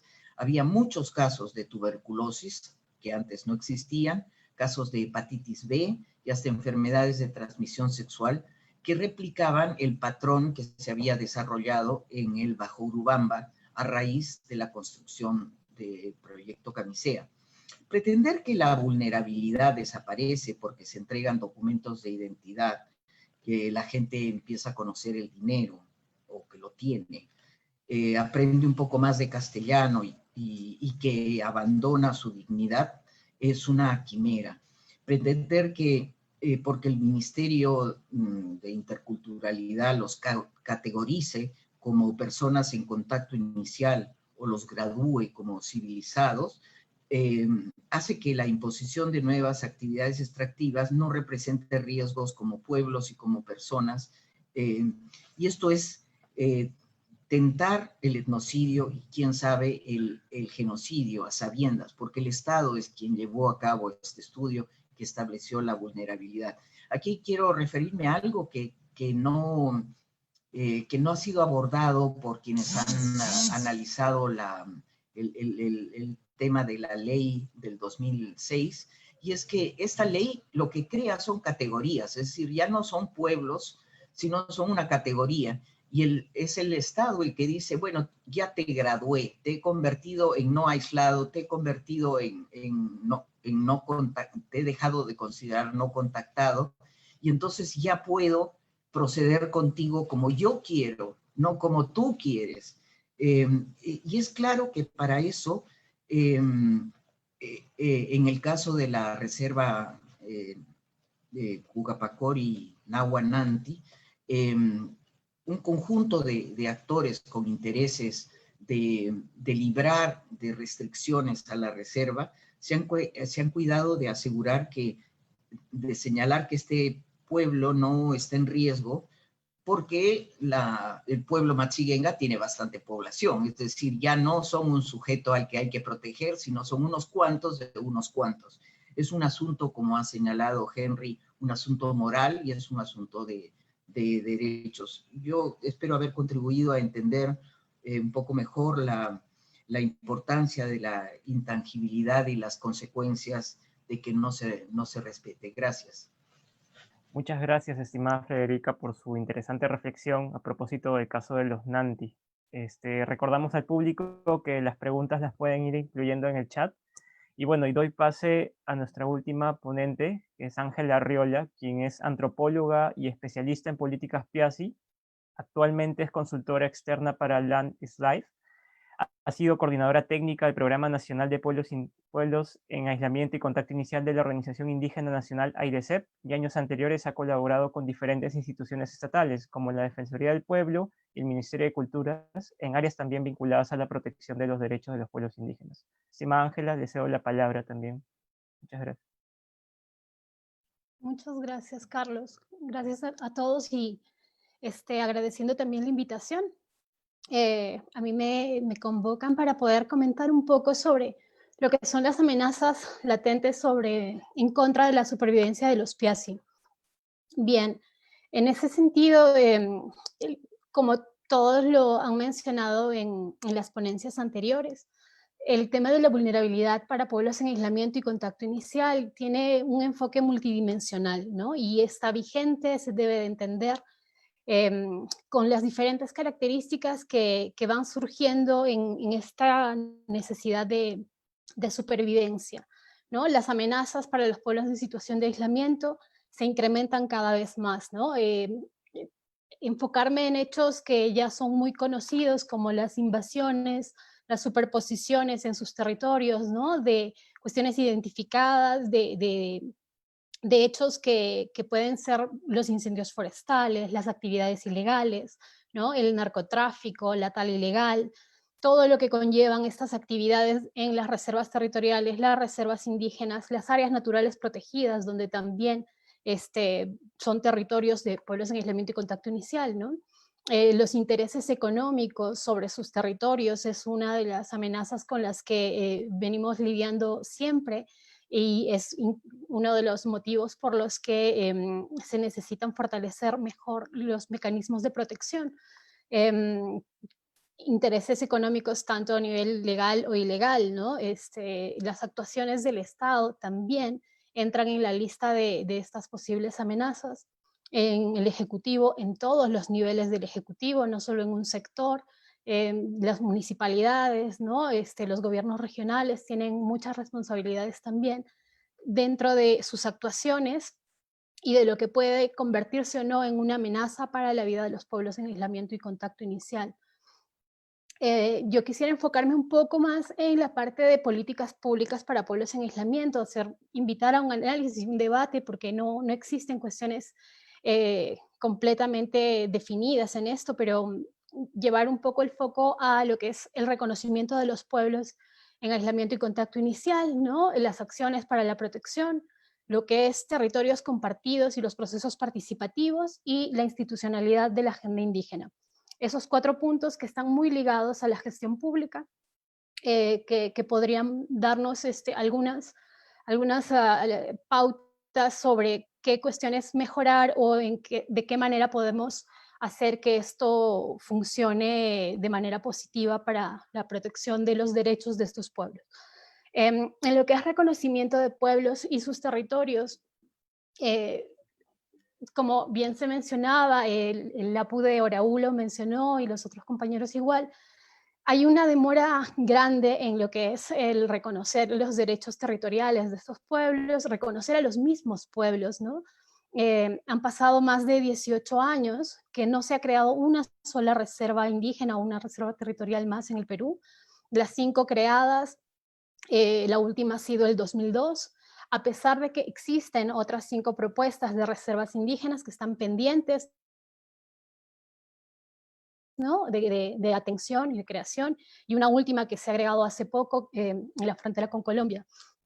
Los plazos, el cumplimiento de los plazos dentro del reconocimiento y del pueblo y la categorización de sus territorios es un punto clave que debería ser observado, ¿no? La calificación favorable, el reconocimiento del pueblo, la categorización, estas cuestiones que están ya especificadas en la norma no tienen no han sido cumplidos, no ha sido no han respondido a los plazos fijados, y estos plazos se han determinado en un momento justamente por la necesidad y la urgencia de tener que proteger la vida de estos pueblos. Hay cuestiones también vinculadas a este punto, como los requisitos que pueden pedirse para el reconocimiento, ¿no? La norma pide, exige de que se reconozcan a los pueblos con evidencias no mayores a 3 años, ¿no? de actualidad, cuando la realidad misma, casos como Brasil, por ejemplo, que hace poco se tuvo un caso muy penoso de la muerte de un defensor de pueblos en aislamiento allá. Son pueblos que pueden aparecer o dar evidencias de su presencia en un determinado territorio después de 5, 10, 20, 30 años, ¿no? Esto es totalmente relativo. Sin embargo, nuestras normas exigen evidencias actualizadas, objetivas, directas, frescas, por así decirlo. Eso es una de las grandes dificultades también que se tiene, que no se tiene para otros procesos, que no son tantos los requisitos para reconocer la existencia de un pueblo. Otra de las cuestiones que también dificultan mucho el poder dar más fluidez, más rapidez al reconocimiento de los derechos de los pueblos en aislamiento y en contacto inicial dentro de estos procesos, es parte del proceso es la conformación de una comisión multisectorial, ¿no? Entonces, el espacio en el que se debate el reconocimiento de un pueblo también, la forma en la que está conformado puede ser una gran dificultad, pues por la práctica, estas comisiones multisectoriales se conforman por más de 15 actores, ¿no? Dependiendo de la zona donde se planteen. Y muchas veces los funcionarios o las personas delegadas para estas comisiones en las que se tiene que debatir un expediente antropológico, un expediente que está vinculado a lo ambiental o a lo jurídico, cuestiones de especialidad y especificidad para poder tomar decisiones serias e importantes. Muchas veces las personas que van en representación de una institución no están enteradas del caso o delegaron a la persona que tiene la agenda más libre y todo se dificulta en el camino y se termina dilatando los tiempos, ¿no? Entonces ahí también se puede visibilizar mucho el grado de responsabilidad con que los miembros de estos grupos multiactor, ¿no? De estos espacios multiactor, en muchos casos mayoritariamente del Estado, solamente 2 organizaciones indígenas son las que participan dentro de estos espacios, pueden tomar la agenda de pueblos en aislamiento y contacto inicial, ¿no? El tema del reconocimiento, lo que mencionaba los compañeros de Uraú, cuestiones, casos como los Cacataibo o lo que es la propuesta de reserva Napo Tigre, son ejemplos muy interesantes para poder analizarlos, ¿no? Y ver por qué de las demoras para poder cumplir con la creación de estas reservas. En el caso de Napo Tigre ha sido un tema tan accidentado, ¿no? Una propuesta de reserva a la que en un momento se le da calificación favorable, luego se le quita la calificación favorable, se vuelve a dar la calificación favorable. Existen intereses económicos también muy fuertes en esos territorios y existen muchos poderes locales que ahora están también siendo de vital importancia poder entenderlos y ver cuál podría ser la mejor fórmula para tener un buen diálogo en estos lugares y poder seguir adelante con estas propuestas. Bien, otro de los puntos que se pueden mencionar aquí es también dentro de estas complicaciones y posibles amenazas son en función de lo que es la protección de los territorios, ¿no? Tanto para los pueblos en aislamiento como para sus territorios. Se exige, por ejemplo, para lo que son las propuestas de reservas indígenas, la protección precautoria. Esta no se ha desarrollado en ninguna de las reservas cuenta con esto, de las propuestas de reserva, y en el caso, por ejemplo, de la reserva territorial de Madre de Dios, que se llegó a ampliar la propuesta, se llegó a aceptar la propuesta de ampliación de la reserva, hasta el momento no se tiene ningún tipo de protección en campo. Esto es responsabilidad estrictamente del Ministerio de Cultura, claro, en coordinación con otros sectores, pero es el Ministerio el que debe ejecutar este tipo de protecciones y no están dándose, a pesar de que la norma lo exige, ¿no? Eso da paso a todo lo que mencionábamos anteriormente sobre actividades ilegales, invasiones, ¿no? Y las presiones que pueden surgir para el desplazamiento forzado de estos pueblos también. El tercer punto que me gustaría comentar es sobre territorios compartidos y los procesos participativos. aquí es importante, ¿no? Para poder plantear las políticas y estrategias para la protección efectiva de los derechos fundamentales y colectivos de pueblos en aislamiento y contacto inicial, es que se debe entender que estos territorios son espacios compartidos por varios pueblos, ¿no? Ancestralmente compartidos por varios pueblos, y que cada uno de estos pueblos, con el transcurrir de los años, vienen ejerciendo una propia politicidad, ¿no? Una forma en la que se debe entender y se tiene que asumir que también existen lógicas colectivas, prácticas que se han ido desarrollando sin la presencia del Estado.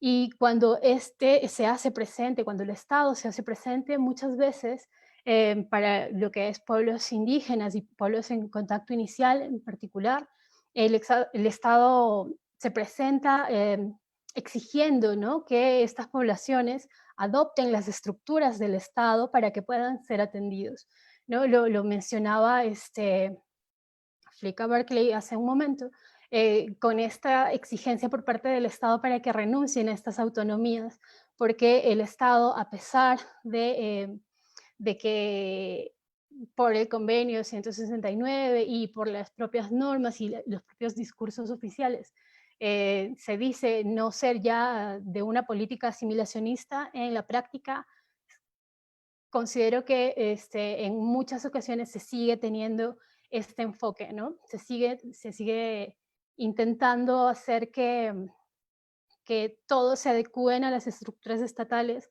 incluyendo las formas de desarrollo que se plantean para los pueblos indígenas y pueblos en aislamiento y contacto inicial, ¿no? Se plantea también lo que es la fórmula de interculturalidad para determinados procesos, pero esta sigue siendo aplicada de manera selectiva, ¿no? No es que se aplique un diálogo intercultural para cuestiones económicas o políticas exactamente, solamente se marcan en algunos espacios y la fórmula sigue siendo incomprendida por el sector público y también por otros actores. Se hace muy complicado el poder entender cómo es que todos estos pueblos se encuentran haciendo uso y viviendo y adecuándose a las propias formas en sus propios territorios, ¿no? Si se plantea una política pública sin tener a consideración estas propias dinámicas locales, podemos fallar con las posibles alternativas de solución. Para esto, importante dos cosas que resalto en ello, que es los procesos de socialización e información que deben darse en la zona y la atención de las necesidades del entorno en función de reservas territoriales y reservas indígenas, ¿no? Para lo que es los procesos de socialización, en lo que hemos podido acompañar en los últimos años, es muy difícil que tanto por parte del Estado, ¿no?, como por parte de las organizaciones indígenas también y de los aliados, estén con una presencia más permanente, ¿no?, en las zonas donde se encuentran las reservas indígenas y donde se tienen las propuestas de reserva. Existe mucha desinformación, ha habido una desconexión en función de el sentido de protección y la creación de estas reservas. Hay algunos conflictos que se empiezan a desarrollar porque se tiene o no se cuenta con información o se tiene mala información. Eso lo hemos pasado hace muy poco con la norma, con la propuesta de modificación de la norma de la ley 28736, de la ley Piazzi, donde empezó a correr información errada, ¿no? Hubo mucho de desinformación a nivel local por parte de algunos actores. Entonces es necesario que tanto el Estado mejore sus procesos de información y socialización, no solamente al momento de crear la reserva, sino de manera constante. Y más aún considerando de que existe, que se tiene esta deuda de atención de propuestas que tienen más de 10 años de antigüedad, casi 20 años de antigüedad, es obligación del Estado complementado con todo lo que puedan hacer las organizaciones indígenas y los aliados de la cooperación, que también están atentos a poder cumplir con esta agenda de protección de derechos de pueblos en aislamiento y contacto inicial. Y el otro punto que mencionaba era sobre las necesidades del entorno, el poder brindar una atención efectiva, porque considerando esta lógica de territorios compartidos, es importante también y es estratégico que la agenda de pueblos en aislamiento y contacto inicial no se excluyan a las comunidades del entorno, ¿no? A las comunidades nativas del entorno. Se deben de plantear los cordones sanitarios, se deben de tener planes específicos para poder mejorar las condiciones de bienestar de las comunidades nativas, de las comunidades colindantes, ¿no? Y atender estas agendas como también es lo que es territorios, la conformación de sus territorios, ¿no? El asegurar el reconocimiento de sus territorios también. El cuarto punto, muy rápido, es el tema de la institucionalidad de la agenda PIACI. A nivel general, no es que se cuente con capacidades estatales para poder implementar, modificar, crear normas, ¿no? Estrategias de protección de manera oportuna. Es algo que no se ha visto a pesar de tener ya sectores identificados para poder asumir estas agendas. Se vuelve, el no poder tener esto se vuelve parte de una amenaza, ¿no? El que no sean efectivas las funciones de los responsables de la agenda PIACI a nivel público, a nivel del Estado, puede ser muy peligroso, pues, si bien caemos en un activismo y se empiezan a generar muchas normas y se tienen instituciones ya creadas, pero que no tengan estas capacidades estatales para poder hacer y cumplir bien su rol, tienden a maquillarse realidades, ¿no? Se ocultan necesidades y las aparentes soluciones pueden ser una suerte de placebo que al final no cura nada, ¿no? No se atiende de manera real las necesidades de estas poblaciones. Como se mencionaban, tenemos la ley 28736, se tiene una dirección especializada para pueblos en aislamiento y contacto inicial en el Ministerio de Cultura, se cuentan con varios espacios multiactor. Hasta el año pasado teníamos 8 grupos multiactor específicos para la agenda PIACI, ¿no?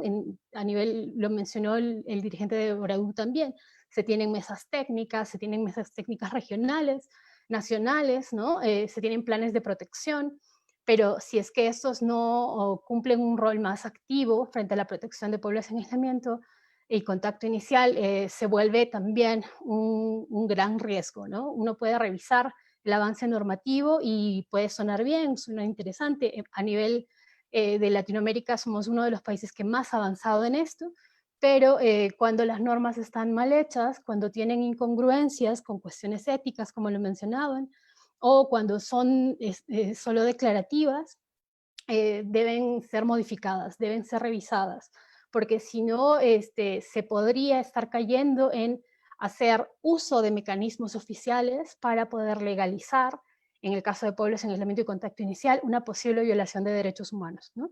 Se tienen que revisar estas normas, se tiene que mejorar estos procesos también, ¿no? A nivel de la institucionalidad, de manera general, existe una deficiencia en lo que es la capacidad técnica y política del ente rector para poder brindar opiniones técnicas, ¿no? De especialidad o ejecutar acciones al respecto. Siempre se presenta como un ente articulador, y eso es correcto, está bien, pero por la práctica, lo que menciono por la práctica es que hemos visto desde afuera que muchas veces el ente rector en materia de protección de pueblos en aislamiento y contacto inicial se ha visto imposibilitado de dar opiniones especializadas sobre la protección de pueblos en aislamiento, ¿no? Una agenda sectorial que se encuentra sujeta a otros ministerios, se encuentra sujeta a una política económica nacional, y si bien tiene lógica el que se maneje una estructura como gobierno, ¿no? Como Estado, no puede dejar de funcionar su razón de ser como institución, ¿no? Ha habido ocasiones en mesas en el Congreso y en otros espacios donde se hacían preguntas específicas a estos sectores, al Ministerio de Salud, al Ministerio de Cultura, donde se les pedía una opinión especializada sobre la pertinencia de tener actividades extractivas, por ejemplo, dentro de territorios de pueblos en aislamiento, ¿no? Considerando previamente todas las directrices y todas las vulnerabilidades que estos pueblos tienen. Nunca hubo una respuesta clara, las respuestas siempre, a pesar de ser un ente especializado, eran, bueno, es complejo, cuando ellos saben que por cuestiones reales y normativas, en muchos casos esto no es compatible, es una amenaza latente, es una amenaza real para la vida de estos pueblos, pero hay esa imposibilidad de decir no, no se puede hacer, ¿no? Igual con el Ministerio de Salud, hace poco, en el marco ya de la pandemia, se dieron las normas como para que no entren más personas a las reservas mientras estemos en estado de emergencia, pero con esta fase de reactivación económica empiezan también las opiniones del Ministerio de Salud, que tienen que dar la autorización para esto, y también se tiene una limitación en cuanto a la formulación de las razones por las que se puede o no se puede ingresar a una reserva indígena, ¿no? Es muy frustrante eso.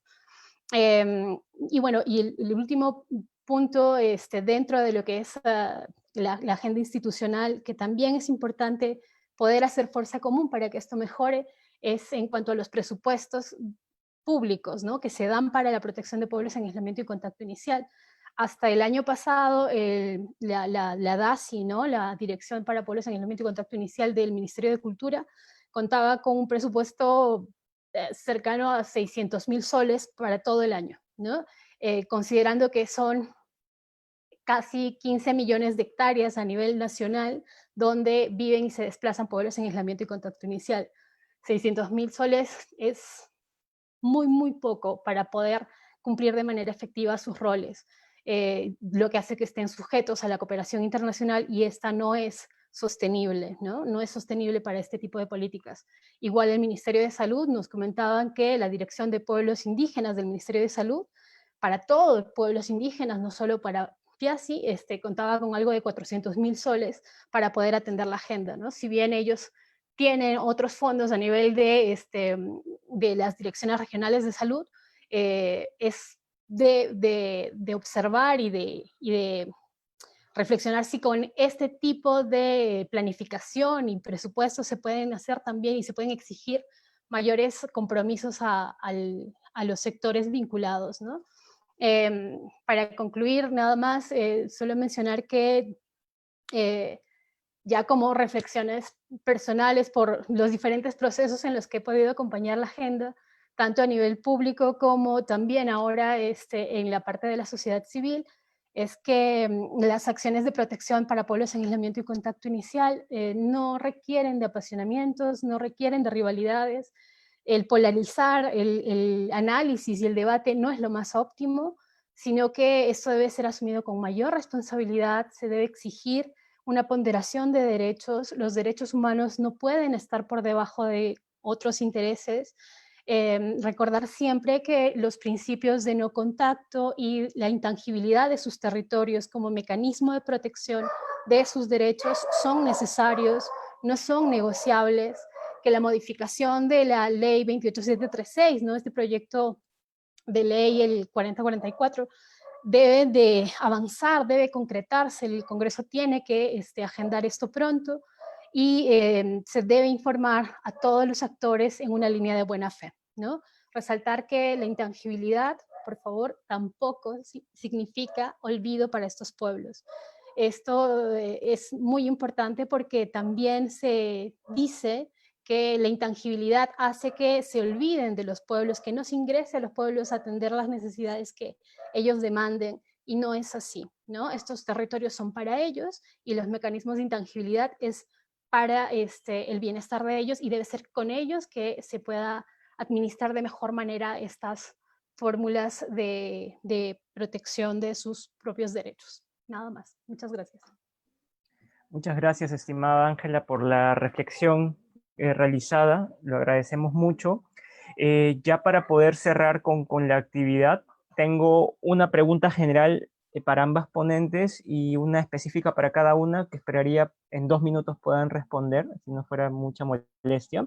La general es la siguiente, y se refiere a qué acciones está implementando el Estado para atender la situación de los pueblos indígenas Nahua contaminados con mercurio de la RTKN. Que ¿se está realizando alguna investigación al respecto? Esa es la pregunta general. La pregunta específica para Frederica Barclay es, ¿qué acciones debería implementar el Estado, específicamente el Viceministerio de Interculturalidad, para proteger a los pueblos Machillén-Gananti en contacto inicial, quienes vienen saliendo de la reserva Cuapacori-Nahuananti hacia comunidades nativas que colindan con la reserva? ¿Qué acciones debería adoptar el Estado en ese caso? Y para Ángela, la pregunta es, ¿qué hace falta para que se avance con los procesos de categorización de las reservas que están a nivel de solicitud? Se mencionaron que son 5 en total, hay un promedio de entre 15 y 20 años que no han sido atendidas y están pendientes de creación. Entonces, esas son las preguntas. Les doy la palabra, por favor, por 2 minutos máximo para poder ya ir cerrando con la actividad. Entonces, no sé si, estimada Frederica, usted puede empezar, o Ángela, como gusten. Gracias. En realidad los 2 minutos me van a sobrar. En relación a la cuestión del mercurio, yo puedo decir que me consta que fue pésimamente mal manejada la parte de documentación y de establecer las rutas de contaminación, por lo que realmente no pueden hacer nada porque no saben de dónde viene este asunto. Se han trancado en el miedo a que se pueda relacionar esto con el proyecto Camisea.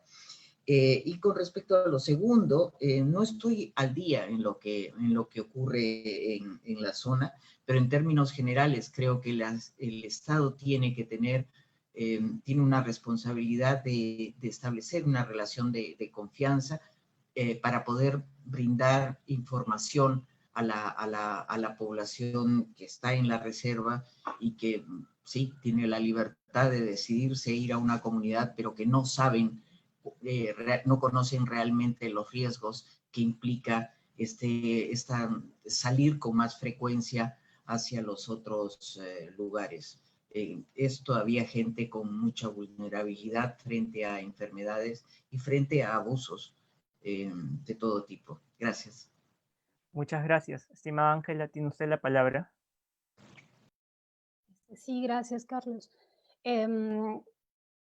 Bueno, sobre lo del mercurio y la reserva Cuapacori-Nahuananti, nosotros pudimos acompañar con AIDESEP el año pasado a la presentación del equipo, a la primera presentación del equipo que había sido designado por el Ministerio de Cultura para poder iniciar los estudios sobre el mercurio, ¿no? Este es un instituto francés, no tengo el nombre completo. Estaba previsto hasta ese momento que los estudios iban a durar más o menos 2 años. Hay algunas cosas que nos alertaron cuando entramos a la comunidad de Serjali, ¿no? A Santa Rosa de Serjali.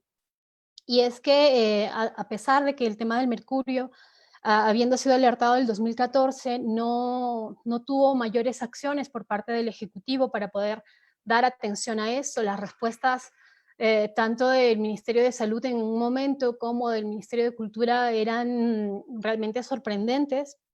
Teníamos respuestas como que el mercurio no los va a matar, o esto es leve, ya veremos qué pasa. Había una forma de dilatar la tensión, ¿no?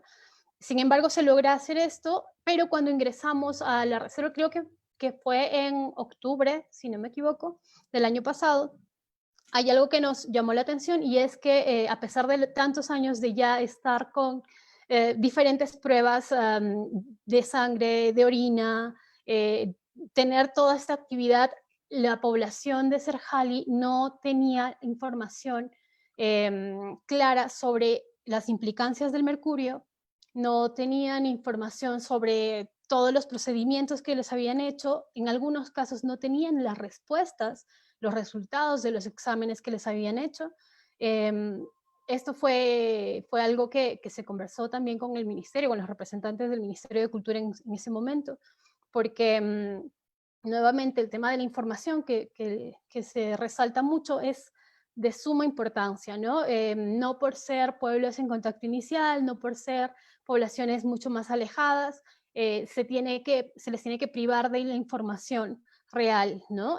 Si bien uno tiene que encontrar las mejores formas para poder comunicarse, para poder brindar esta información, no significa que se tenga que obviar información o simplificar de tal manera la información que no se informe de verdad, ¿no? En algún momento nos respondieron también algunos funcionarios del ministerio de que decirles las complicaciones que podría tener el mercurio era alertar a la población y asustar a la población, y para qué iban a hacer eso, mejor no entrar en esos detalles.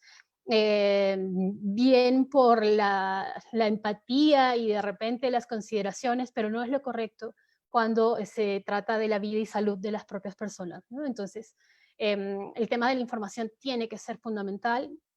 Ahora no sabemos en qué procesos esté. La pandemia ha movido las agendas de todos, pero entendemos que los estudios deben seguir su curso. Sería importante que el Ministerio de Cultura pueda también, ¿no?, compartir, no a detalle seguramente, con los respetos y los respetos del caso en cuestiones de salud, pero sí comentar con los actores interesados y sobre todo con las organizaciones representativas en el avance que se tiene con estos procesos, ¿no? Eso. Perfecto. Muchas gracias, estimada Ángela y estimada Federica, por su tiempo, y también gracias a los ponentes de la primera mesa y al público que nos ha acompañado hasta el final del evento. Agradecemos por su tiempo y todos los aportes que han podido brindar. Realmente fomentar este tipo de espacios es realmente necesario, porque como lo mencionaba Ángela en su presentación, en el marco de las discusiones que existen para la aprobación de esta modificación de la ley de Piazzi, ha surgido una campaña de desinformación que se centra pues en lo que perdería el Estado en términos económicos, pero poco se dice sobre lo que esto significa en términos de derechos, en términos de vida, integridad, afectaciones directas a estos pueblos. Como también lo mencionaba la profesora Federica, la vulnerabilidad pues, de estos pueblos es constante, es de distintas dimensiones, y pues no culmina porque de pronto alguien tomó una foto y a un integrante de un pueblo indígena en contacto inicial que tiene la camiseta del Barcelona. No culmina con eso, ¿no? La vulnerabilidad pues tiene una dimensión mucho más compleja, y que es necesario discutir. Entonces reiteramos nuestro agradecimiento y les invitamos a ustedes, público oyente, que pueda sumarse a favor de esta campaña en favor de la modificación de la ley de Piazzi. Se han mencionado los argumentos a favor, se ha resaltado cuál es la importancia y la intangibilidad, se ha señalado cuáles son las consecuencias precisamente de no proteger efectivamente los territorios. Es sumamente alarmante pues que haya territorios donde se ha identificado que hay pueblos indígenas en aislamiento y contacto inicial, pero que hasta la fecha no se hayan delimitado. Sobre estos territorios se entregan concesiones forestales de hidrocarburos, se realizan actividades y pues las consecuencias son funestas, peor aún en un contexto actual de pandemia, ¿no? Entonces, con eso estaríamos cerrando la actividad. A nombre de Derecho, Ambiente y Recursos Naturales, les damos las gracias a todos y todas, y bueno, hasta una próxima oportunidad. Muchas gracias.